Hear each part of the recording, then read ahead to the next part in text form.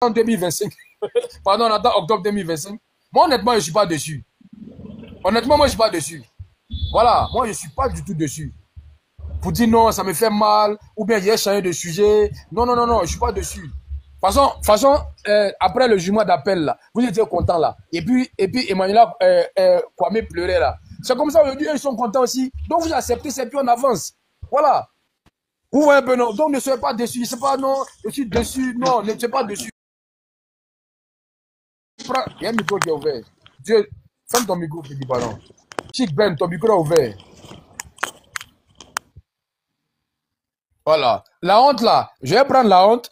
Quand j'ai allé chez mon boss John, parce que quand il est monté, il y a 8 personnes, je serai seul. Et tous ils vont m'attaquer. Voilà. Quand ils vont m'attaquer là, voilà, ils vont m'attaquer. Donc, il n'est pas palable. Voilà. Donc, il ne me justifie pas. Je ne suis pas en train de me justifier. Donc, il n'est pas palable. Il reste ici. Parce que quand il est monté là, c'est pas bon. il va. Lucas, ils sont 3000 là-bas. Si ils sont montés, hey, ils vont, non, comment il s'appelle, Ngessa, est-ce que je suis con? Ngessa. Le couteau dans les mains, ils sont prêts.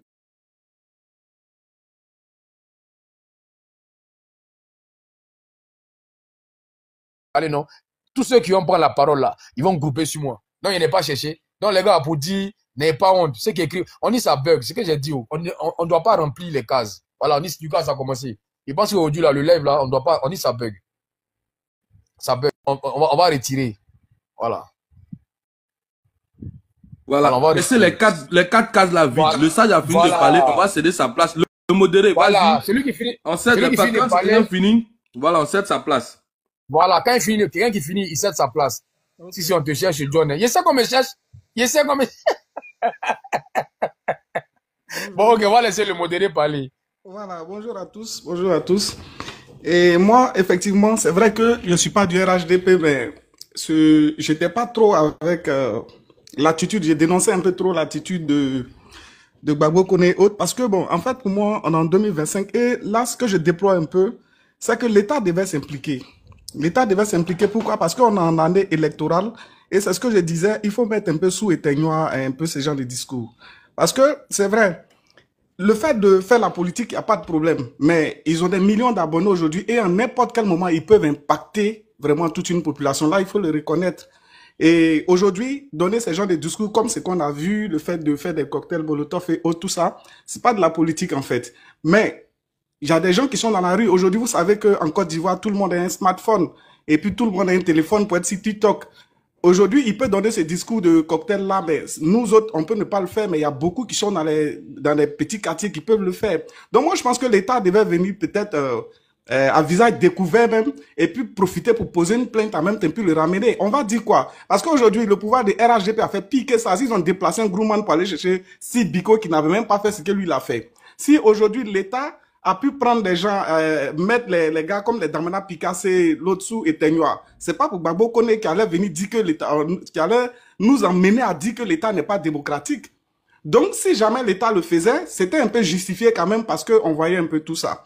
Je ne sais pas si vous voyez un peu. Donc, ce que j'ai dit, c'est un peu les gars du RHGP qui ont fait le travail. Ils ont facilité le travail au juge. Vous êtes en train de dire, si le disait tout à l'heure, qu'ils ont pris les vidéos pour aller montrer comme preuve. Et c'est ce que je dis toujours. Et quand je cause un peu avec mes gars du RHGP, je leur dis que si l'élection de 2010 là, c'était à cette condition où tout le monde a TikTok, tout le monde a Facebook, peut-être que Gbagbo n'allait même pas perdre le pouvoir. Peut-être, je le dis quand je veux moquer d'un peu. Parce que tout ce qui s'est passé pendant des élections, tous on allait faire des panels, on allait montrer. Mais en ce moment, il n'y avait pas encore de téléphone. C'est ça. Depuis qu'il y a un téléphone pour prendre les preuves maintenant, on s'en va, on ramasse les preuves sur Internet. C'est tellement facile pour condamner quelqu'un, même pour discréditer quelqu'un.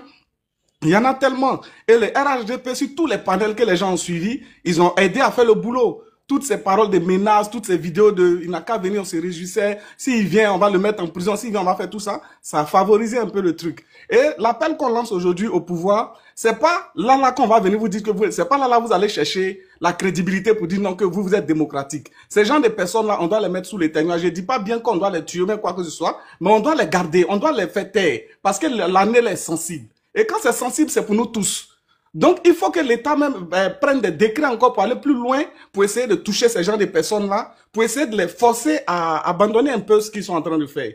Donc, moi, sincèrement, c'est vrai que je suis un peu dessus. Je suis dessus parce que pour moi, il allait être vraiment l'appât. Il allait être vraiment le cobaye pour essayer de faire tout cela. Regardez un peu Diony Pacheco ces derniers temps, depuis que Gbagbo est pris. Regardez un peu sa virulence. Regardez un peu comment il fait ses vidéos. On sent de la modération dedans. Il est obligé parce qu'il ne peut pas montrer sa faiblesse, mais il y a beaucoup de modération dans ce qu'il fait. Et ça allait vraiment aider, même les Soulés de Paris.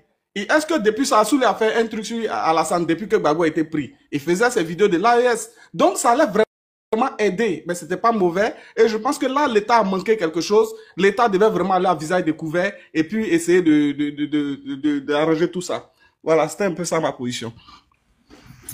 Lucas, vite fait. Bon, ici, là, nous, on n'a pas fait vidéo de menace. Hein. Voilà, une chose est claire. On dit simplement qu'il rentre au pays, la tête de ses enfants. Non, je sais, non, je ne parle pas de toi-même. Je suis d'accord. Lucas, j'aurais appris. On dit, ces avocats ont versé au dossier des vidéos de menaces de certains gars en Côte d'Ivoire qui disent si tu rentres, c'est la maca qui t'attend. Donc, ils ont monté tout ça à la juge et elle a été sensible. Voilà, pour dire que s'il rentre en Côte d'Ivoire, il a dit que sa famille est menacée, qu'ils ont arrêté son oncle, tout et tout. Voilà. Moi, ce que je veux dire, le modéré, le gouvernement ne pourrait pas s'impliquer parce que le gouvernement n'a pas porté plainte. Vous voyez un peu. Le gouvernement n'a jamais porté plainte contre Diony Pacheco. Le gouvernement ne va pas venir porter plainte. Le gouvernement va porter plainte contre Soulé de Paris. Le gouvernement n'a pas porté plainte contre... Non, ce n'est pas contre le gouvernement Gbagbo qui va venir porter plainte. Je pense que Alassane Ouattara a d'autres choses. Les gens ont dit, ils ont dit. Non, il y a une main noire derrière. Mais si l'État de Côte d'Ivoire était derrière là, on allait voir au moins un avocat de l'État de Côte d'Ivoire là-bas. Ou bien l'État de Côte d'Ivoire. La France maintenant, la France est un État de droit. Après le deuxième point, on dit non, la France... Aujourd'hui là, tout le monde félicite la France. Mais ça veut dire que la France est un État de droit. La juge a débouté le préfet de police. C'est fini. On dit, OQTF là, c'est annulé. Donc, il a pris ses valises, il retourne chez lui. Donc, la prochaine étape là, Lucas, l'avocat, on dit, ils vont faire une nouvelle demande pour sa régularisation. Maintenant, tu dis donc que tout le monde savoir que le préfet va lui accorder ça. Bon, on attend pour voir. Tu vois un peu. Et moi, je pense que le gouvernement ne pouvait pas s'impliquer dans ça. Le gouvernement a d'autres trucs à gérer. Voilà, vous avez écouté Amadou Coulibaly. Le gouvernement est tellement sérieux. Le gouvernement a d'autres choses à gérer. Bon, si il va reprendre encore cette vidéo. Excuse-moi, frère, il y a une motion. En fait, c'est pas le fait de banaliser ça. Les choses sur ça, même, c'est sérieux. Est-ce que tu sais qu'aujourd'hui, si 10 personnes font des cocktails Molotov, est-ce que tu sais que ça peut détruire un commissariat? Est-ce qu'au moins... Le colis n'est pas arrivé. Le colis n'est pas arrivé. Non, je continue. Le modéré. Non, si, attends, lui répondre en 2 mots et puis tu prends la parole. Je te laisse continuer. Le modéré. La France semble... Les juges du tribunal administratif, ce sont les juges de gauche. Ils s'en battent les couilles. Même si, quel que soit ce qu'il a dit là, c'est pas leur problème. Ça, tu penses que c'est parce que c'est envers la Côte d'Ivoire. Hein? Même ces propos qu'il a tenus envers la France, eux, ils s'en battent les couilles. Les juges du tribunal administratif là, ce sont des juges de gauche. Des juges d'extrême gauche même. Et ce sont les juges ils sont nommés, ils sont là depuis 30 ans, 40 ans, 50 ans. Ils sont vieux, ils sont là. Ce sont des juges de gauche. Eux, ils s'en battent les couilles, hein. Ils ne vont pas dire non parce qu'il a menacé son... Non, eux-mêmes, si l'État ivoirien se mêlait au dossier, il était libre il y a longtemps que ça même. C'est-à-dire si l'État ivoirien se prononçait là-dessus, il y a longtemps il était déjà sorti. Donc, ça n'allait rien, ça allait même empirer les choses. Il allait avoir même peut-être de là, il allait sortir avec la protection, tout et tout. Donc bon, pour le moment, c'est ce que je peux dire. Lucas, je veux savoir, avec quel motif ils sont partis chercher Steve Biko en Mauritanie, avec quel motif et pourquoi? Le modéré, je viens. Lucas, ce que je dis aux uns aux autres, les gars, moi je n'accuse même pas le gouvernement et je n'accuserai pas le gouvernement. Parce que je suis content, vous connaissez tous Will là, il est très très très virulent à l'encontre du pouvoir. Mais il dit, Ouattara n'est pas aussi puissant que ça pour pouvoir être en Côte d'Ivoire et puis envoyer des encagoulés, aller arrêter Souleymane Gbagbo puis l'envoyer en Côte d'Ivoire. Il dit c'est pas vrai. Il dit c'est pas vrai. Et l'avocat n'a pas dit le contraire. L'avocat a dit c'est le préfet qui a ordonné son interpellation. Maintenant les gars, non, j'entends des gars dire non, le gouvernement est irresponsable. Les gars, arrêtez d'accuser le gouvernement. Est-ce que le gouvernement vous a dit qu'ils ont porté plainte contre lui? Vous parlez de cocktail Molotov, oui, mais je suis content, Lucas. Moi, je suis content qui montre aux gens comment faire le cocktail Molotov. Donc, ça veut dire que le gouvernement aussi va se préparer, Lucas. Parce que s'il n'avait pas dit là, ça allait être compliqué. Le fait qu'il passe une vidéo pour apprendre aux jeunes comment faire. Non, Lucas, c'est en fonction de ça que le gouvernement s'organise pour 2025. Parce qu'ils vont s'attendre à toute éventualité. Parce qu'ils savent que les gars vont utiliser la violence. Ils disent, fabriquer les cocktails Molotov. Donc, le gouvernement s'est préparé. Imaginez-vous qu'il n'avait pas dit. Et puis, c'était en privé. Et puis, ça va surprendre nos forces de l'ordre. Donc, nos forces de l'ordre savent à quoi ils vont s'attendre. Il n'y a rien à faire. Lucas, dans 1 jour, 2 jours, 3 jours, là, on sera passé à autre chose.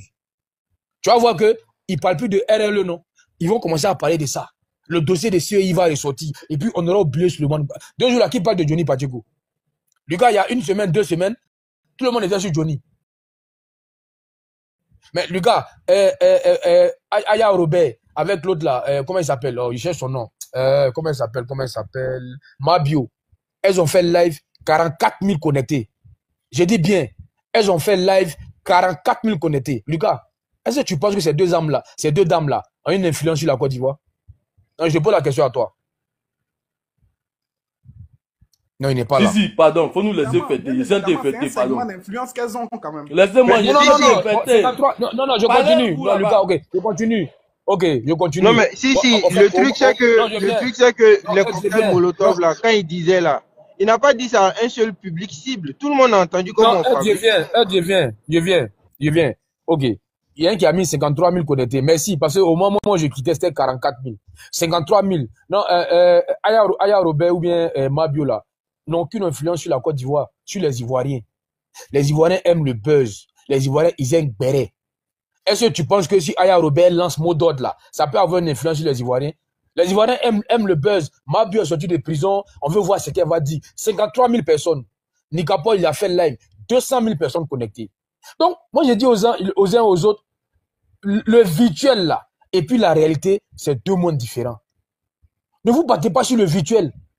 Et ceux qui accusent le gouvernement, vous pensez que le gouvernement, Alassane Ouattara, est tellement, il n'est pas, c'est-à-dire qu'il va s'impliquer dans une affaire sur le monde Gbagbo. Mais Lucas l'a dit, s'il a porté, le Sénégal va porter plainte, mais c'est qu'il y a longtemps même qu'on l'a libéré. On va dire que c'est une affaire politique. Si, des Gala Kolebi à Souleymane Gbagbo qui est plus influent. Des Gala Kolebi. Mais Gala Kolebi là, il a fait une publication qui jetait le discrédit sur l'univers. Non, écoute-moi, je vais te répondre. Sur le dossier Gala Kolebi là, je connais. Il a fait une publication. Pourquoi il n'a pas été arrêté pour autre chose, hein? Il a été arrêté à cause de sa publication où il a posté une vidéo avec un détenu qui avait une plaie sur le ventre.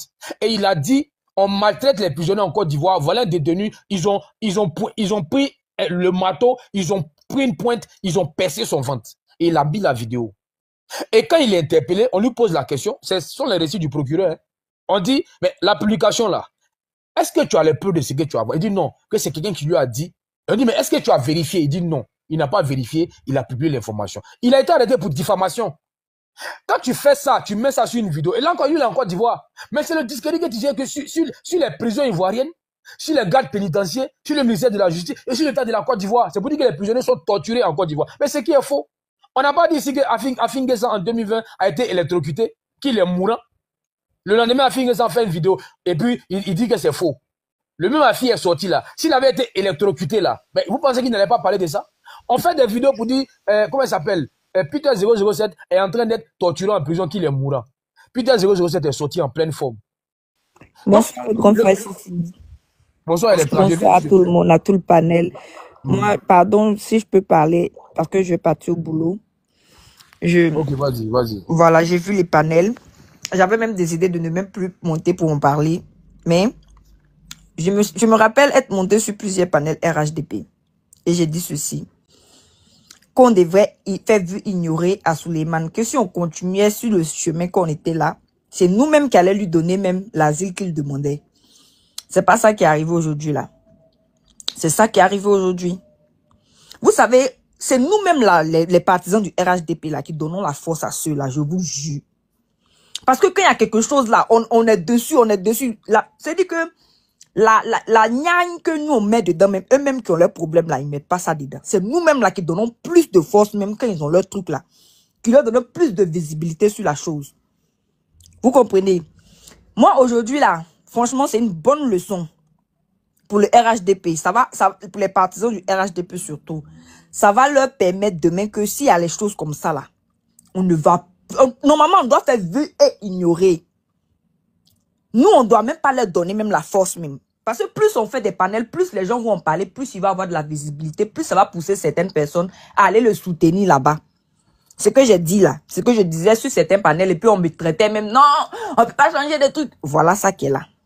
Maintenant, on est obligé maintenant de changer des débats parce que le discours est mort, c'est fini. C'est parce que c'est ce que j'ai dit. Il y a plus important que ce Souleymane là au pays. Là même encore, je viens de voir une publication. J'avais dit que j'allais lancer un live après mon boulot. Quand je vais descendre du boulot, je vais lancer un live. Je vais parler au gouvernement sérieusement. Parce que actuellement, là, on est à l'approche des élections. Faut pas tendre le bâton à l'adversaire pour te battre. Parce que là, on est en train de tendre le bâton à nos adversaires pour nous battre. C'est ce qu'on est en train de faire. J'ai appris qu'ils ont arrêté une dame là, qu'il y a une dame qui a un litige avec un maire ou bien qu'il a un député ou quoi là. Ils ont pris la dame, ils l'ont mis en prison. Elle est quittée en France, elle est partie à Abidjan, ils ont pris la dame, ils l'ont mis en prison. Ça ne se passe pas comme ça. Quand la population se plaint de quelque chose, on essaie d'approcher cette population qui se plaint là et chercher à savoir, démêler le vrai du faux. On ne va pas sur le qui-vive en pied de guerre, en position de guerre à tout moment, c'est pas bon. Ça va pousser d'autres personnes même qui aiment le président même là, à commencer à haïr le président. On dit qu'on est sur un pouvoir de dictature. On n'est pas dans la dictature. Tout le monde mais Electra, attends. À quel moment ce qui se passe dans un commissariat ou dans une gendarmerie, en bas là, doit éclabousser le président directement? En quoi? En quoi ce qui s'est passé dans un commissariat ou une gendarmerie quelque part là-bas dans le pays doit éclabousser le président? Ça éclabousse, mon frère, ça éclabousse. On est tous ivoiriens. Attends, je t'explique. Attends, je m'explique. Il faut situer les responsabilités. Ok, attends, je m'explique. Il faut dénoncer. Attends, je m'explique. Ok. Et laissez, on va s'exprimer aussi. Pardon, nous tous on aime le président. Moi là, tout ce qui est en train de se passer actuellement là, j'ai mal au cœur. Tu comprends? Parce que le président n'a même pas parlé de l'affaire de Soulélin, mais ils ont collé ça sur son dos. On dit c'est RHDP qui est la main noire, c'est RHDP qui lui veut du mal. Pourtant, le président même ne le voit même pas. Et quand nos ministres là font les choses là, ce sont des ministres RHDP. Ce ne sont pas des ministres d'autres pouvoirs. Hein. C'est les ministres du parti au pouvoir, c'est les maires du parti au pouvoir, c'est les gens du parti au pouvoir. Quand ils font quelque chose, ça éclaboussera forcément le président. Qu'on veut ou qu'on ne veut pas, même si le président n'a pas parlé dedans là, si on veut, on ne veut pas, ça va l'éclabousser. Electra. Oui. Electra, s'il te plaît, sans t'interrompre. Moi, pour une fois, je suis pas d'accord avec toi. Je m'explique. Voilà. D'accord. Tu vois, voilà, je respecte ton point de vue, hein, mais d'accord. Tu vois, le président là, c'était un homme d'État. Il y a des choses dans lesquelles là, il va pas tomber. Et regarde, ce que je te dis, hein, regarde le gars du PDCI qui a été arrêté. Le même soir, les gars, ils ont fait des lives pour dire, parce qu'il a parlé dans l'affaire Souleymane Gbagbo, il a été interpellé. Qu'est-ce qui s'est passé le lendemain? Le porte-parole du PDCI a fait un communiqué pour dire non, c'est Jean-Luc Bion qui a porté plainte contre le gars pour diffamation. Si le PDCI n'est pas fait de communiqué, ils allaient dire que qu'on appelle ça, c'est le président. Mais la dame dont tu parles là, moi j'ai eu l'information. Le député maire de Benjerville, Doumbia Issouf, il était à dire aux uns aux autres, ne regardez pas son nom Doumbia là, hein, sa maman est brillée 1000%. Quand il parle ébrié, tu vas penser que non, il est en train de parler, c'est-à-dire qu'il parle plus ébrié que c'est un Odineka, il vient du même village que moi. Moi, je suis Odineka. Ah, tu vois, c'est la moi, famille. Je suis Silla même en plus. Hein. Tu es en plus comme moi, Silla comme moi. Tu vois, Silla, je m'appelle Silla. Tu as vu, c'est la famille. Tu as vu, moi également c'est Silla. Donc, quand Dougou porte plainte contre lui là, Dougou là, c'est son surnom. Dougou là, il y a le nom Doumia, ils vont dire c'est une affaire de RD. Mais le Doumia là, sa maman est brillée de Benjerville. C'est comme ça. Donc, il a porté plainte contre la dame. Il dit la dame a menti. Mais il a porté plainte. Maintenant, ils vont aller régler ça en justice. Maintenant, il a porté plainte contre la dame pour diffamation. Grand frère, tu vois le côté que moi je parle là. Hein? Mais le gars a porté... Attends. Dessus là. Doumbia là, il n'était pas, non, c'est pour préciser un truc. Il n'était pas RHDP, il n'a pas gagné à Benjerville avec l'étendard RHDP. Hein. Il a gagné en tant qu'indépendant. Merci. Je peux aller jusqu'au bout de mes idées au moins. Vas-y, Electra, finis, on va avancer. Voilà, mon grand frère. Le problème ici, là, moi, quand j'ai vu la publication sur le réseau là-bas, là, je suis allé regarder dans les commentaires. Les gens, ils disent quoi? C'est quel pouvoir ça? Ah, c'est un pouvoir de dictature. Ah, c'est un pouvoir de comme ça. Ah, le pays là même là, c'est devenu quoi? Le pays là... Quand les gens, ils commencent à grogner comme ça, un peu, mon grand frère, tu es au Djineka, comme moi. C'est, aujourd'hui là, rébellion nan. Parce que le président Gbagbo, Koudou refusait d'écouter le cri de la population, de une partie de la population. On ne peut pas aussi faire blind eye sur certaines choses. Quand une personne se plaint, 2 personnes se plaignent, 3 personnes se plaignent, je pense que le gouvernement doit se rendre, doit partir vers la population maintenant. Essayer de s'asseoir avec eux, l'aide demander. On peut pas faire blind eye. On peut pas dire que tout le monde ment. On peut pas dire que tout le monde ment, que tout le monde n'a pas raison. On peut pas. Une personne ne peut pas avoir raison à chaque fois. Ça ne peut pas se faire. Et même quand le président n'est pas impliqué, et même quand le président n'est pas impliqué, si ça vient de quelqu'un qui fait partie du gouvernement d'Ado, forcément, ça va éclabousser à Ado. Parce qu'ici, on a dit que, si tu as choisi voleur, c'est nous, on va t'appeler voleur. Mais je te pose une question. Non, attends. Tu es venu me trouver sur le panel ici. Non, je sais. Attends, s'il te plaît. Je vais demander la permission, hein. Je vais lui montrer quelque chose seulement. Non, tu vas parler. Okay, bon, vas-y. Tu vas parler. Je lui pose, Electra, avant que S ne parle, donne-moi 5 exemples. Donne-moi 5 exemples de choses où ça dit que tu dis les gens parlent et puis le président n'écoute pas. Non, tu m'as pas écouté ce que j'ai senti. Non, je t'ai écouté. Tu dis, quand non, les gens parlent, il faut que le président écoute. Tu m'as pas écouté. Non, je t'ai écouté. Non, je viens, je place un mot. Tu dis, c'est ce qui a envoyé la rébellion. Que parce que les gens parlaient, Gbagbo n'a pas écouté. Maintenant, moi, je dis, qu'est-ce que la population, même pas la population, Electra, c'est l'opposition. Parce que je vais te demander tout à l'heure, là, il y a pas de 900, ça a monté, on serait à 1000. Je te dis, faut me dire des choses que la population, où les gens grognent, et puis le président, il s'en fout. Et puis quand tu as dit qui grogne, et puis je peux maintenant répondre à ce que tu as dit. Vas-y. Le PR, là, pourquoi moi j'ai décidé même aujourd'hui de donner ma poitrine vis-à-vis même pour le PR, là, c'est parce que c'est un président, quand sa population se plaint, là, il vient, et puis il fait.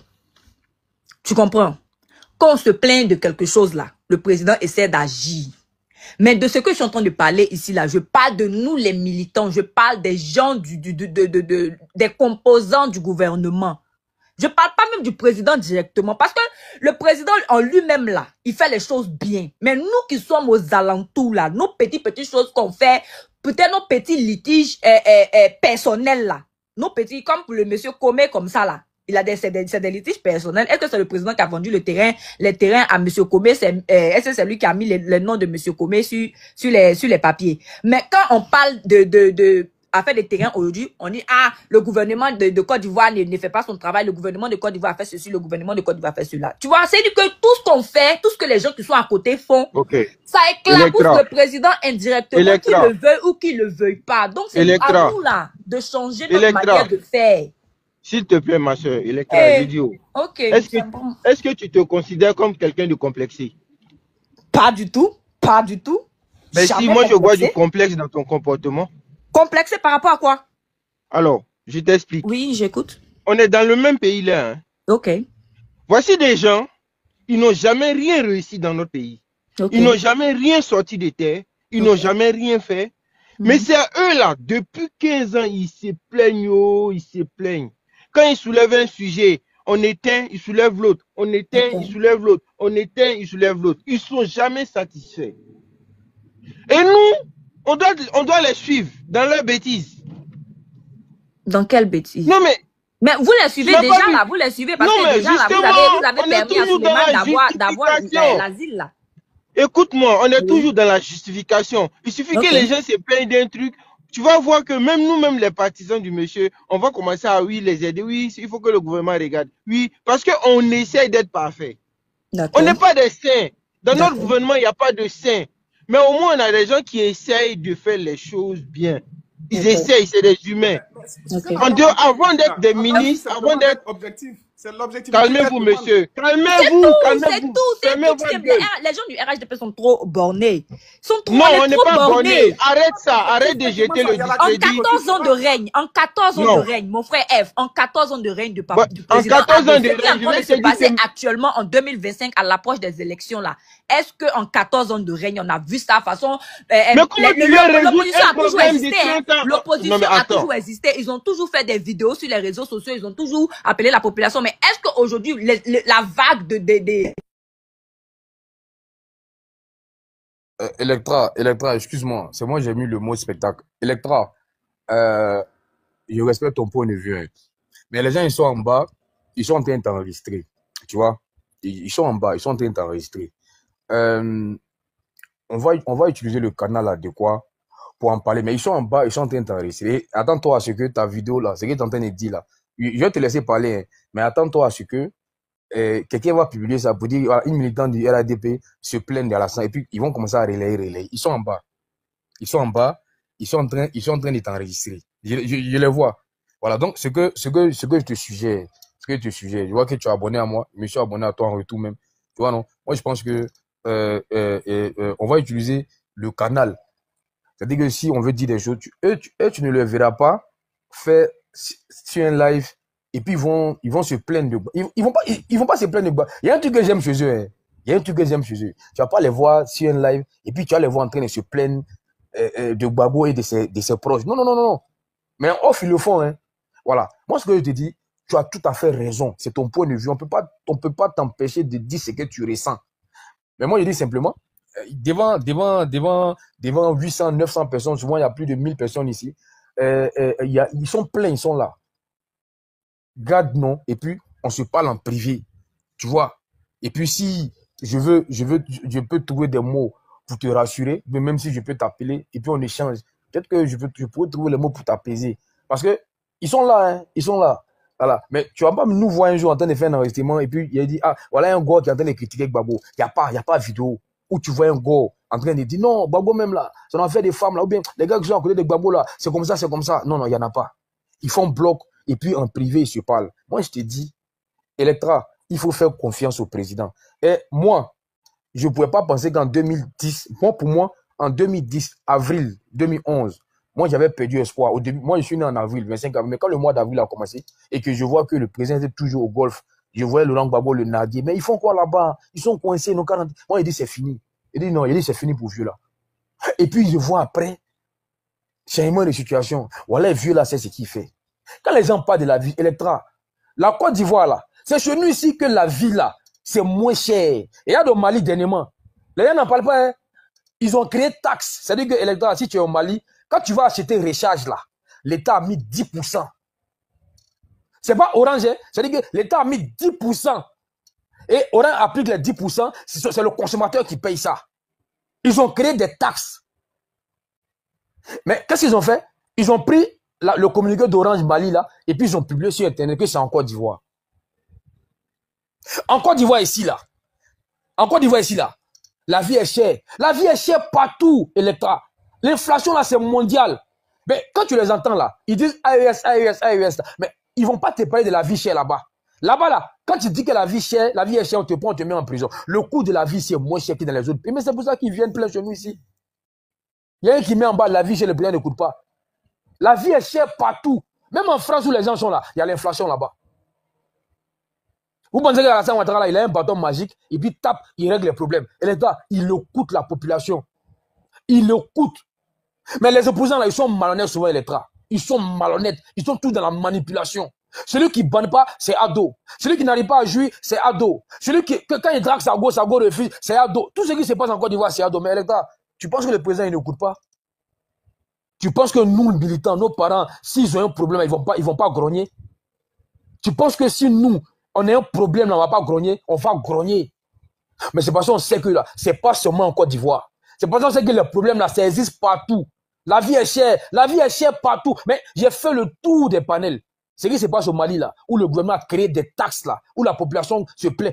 Les gens n'en parlent pas. Mais si c'était en Côte d'Ivoire, Alassane Ouattara a créé des taxes sur les communications. 10%, ils ont appliqué ça sur tout ce qui va être, tout ce qui va acheter des recharges. 10%, ça va dans les caisses de l'État. Mais les gens, ils n'en parlent pas. Moi, ce que je peux te dire, si toi, tu es ma femme, si il y a un problème avec toi, je ne suis pas content de toi, mais je ne le ferai pas publiquement. Est-ce que tu as dit que j'ai peur de toi? Je ne le ferai pas, on est assis au grain avec des amis, et puis je viens, et puis je commence à dire, je commence à parler de mon mécontentement. Non. Je vais attendre le soir. Nous sommes couchés. Quand nous sommes couchés là, nous sommes couchés. Et puis je te parle. Ah, bébé, tu as fait ça là, vraiment, je n'ai pas aimé. On est deux. Mais je n'ai pas venu faire ça publiquement, en fait. Mais est-ce que ça dit que je ne t'aime pas? Grand non, frère. je t'aime. Grand frère, si. Voilà. Ce que tu as dit là, j'ai compris.